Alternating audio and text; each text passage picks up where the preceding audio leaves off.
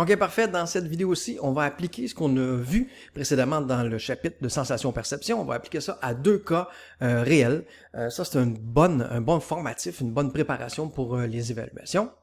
Alors, cas numéro 1. En passant, les deux cas, je vais souvent faire ça. Je vais vous présenter deux cas. Il y en a un qui pourrait être un cas carrément inventé.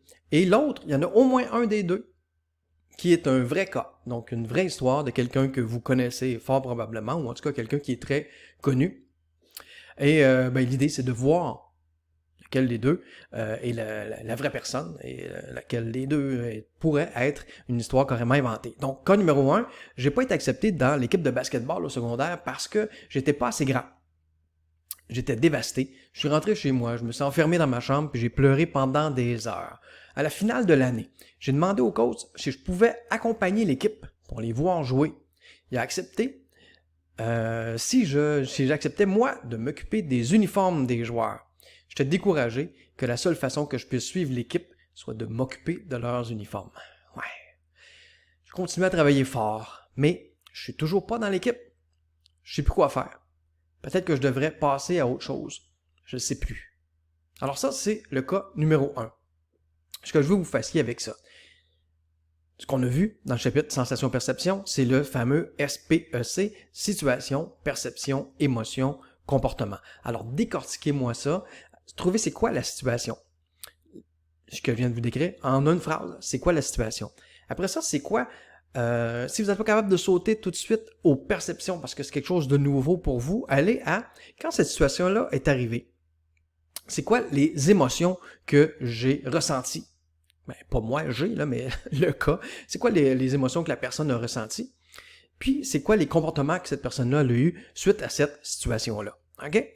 Une fois que vous avez ces trois-là, que ça, vous êtes habitué, vous êtes capable de trouver une émotion, vous êtes capable de trouver c'est quoi le comportement que la personne a eu, ben là, demandez-vous, pour avoir cette émotion-là, cette personne-là, elle a dû se dire quoi dans sa tête? Comment elle a dû percevoir la situation pour que ce soit cette émotion-là qu'elle vive? Et trouver différentes perceptions. Essayez d'en trouver plus qu'une perception qui explique le comportement de la personne. Ça, c'est la première étape. S, P, comme on a vu dans le chapitre, ici, situation, perception, émotion, comportement. Ensuite, vous allez focuser sur vos perceptions ici. C'est pour ça que je vous demande d'en trouver plus qu'une. Donc, trouvez-en 2, 3, trouvez-en plusieurs. Puis après ça, essayez d'identifier quel type d'erreur de perception, de distorsion cognitive, la personne est tombée là-dedans.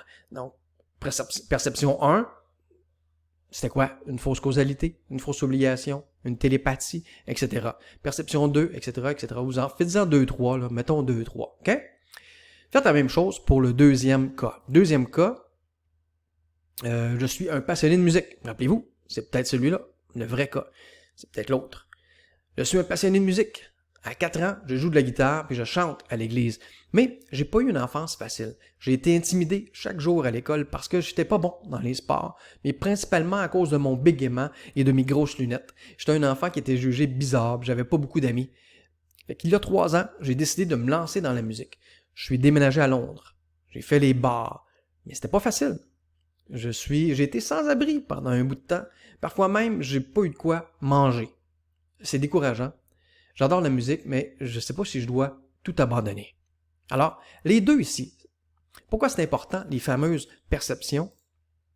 C'est que les deux ici vivent des situations qui présentement les amènent à vivre des émotions qui sont du découragement ou quelque chose du genre. Et puis les deux pensent à laisser tout tomber.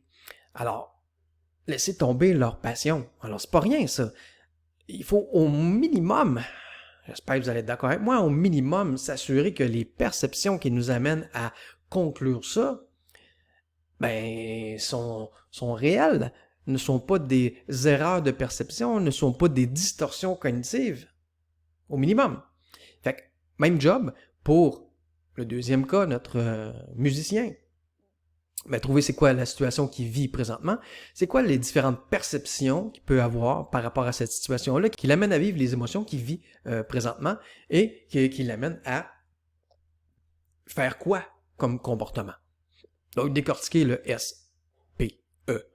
C. Et ensuite, concentrez-vous sur les perceptions. Et puis, identifiez est-ce que c'est des fausses causalités, fausses obligations, des télépathies, des surgénéralisations, divination, catastrophisme. OK? Donc ça, une excellente préparation pour les examens et pour les études de cas qu'on pourrait avoir dans le futur. Alors, je vous invite fortement à le faire. Si vous voulez aller un pas plus loin, prenez une de vos situations personnelles dans votre vie qui vous amène à vivre des émotions négatives. Prenez ça. Ça se peut très bien que je vous demande ça en passant dans le groupe Facebook. Prenez ça, partez d'une émotion négative que vous avez vécue dans les derniers jours, mettons. Puis dites-vous, c'est quoi la situation qui est dans votre tête là, avant d'avoir eu le cours sur les perceptions, qui avait déclenché ces émotions-là. Puis là, rappelez-vous qu'il y a, un morceau entre la situation puis les émotions qui est les perceptions. Alors, allez retrouver comment vous avez perçu ça, cette situation-là, pour vivre l'émotion négative que vous avez vécue. Puis vous pouvez aussi décortiquer le comportement. Qu'est-ce que vous avez pensé à faire ou qu'est-ce que vous avez fait dans ces émotions-là. OK? Après, concentrez-vous sur vos perceptions, puis allez voir, faites un effort d'aller voir pour identifier c'est quoi les erreurs possibles de perception dans lesquelles vous avez pu tomber. Tout ça pour vous convaincre que quand on est dans des émotions négatives, c'est très, très, très fréquent que les perceptions qui ont déclenché ça, ces émotions-là, soient des distorsions cognitives. Alors, il faut aller voir ça. Puis si c'est des distorsions cognitives, il faut mettre le doute là-dedans. Il faut brasser ça un peu. Parce que sinon, on vit des émotions négatives. Puis, ça peut nous amener à poser des comportements avec des conséquences qui peuvent être importantes. Comme dans le cas de nos deux ici, c'est de lâcher leur passion, de passer à d'autres choses et de se contenter peut-être d'une vie qui est vraiment pas autant à la hauteur de leurs espérances que ça pourrait. Okay? Alors faites ça. Dans la prochaine vidéo, je vous donne un exemple de corrigé ou des réponses possibles pour les deux cas.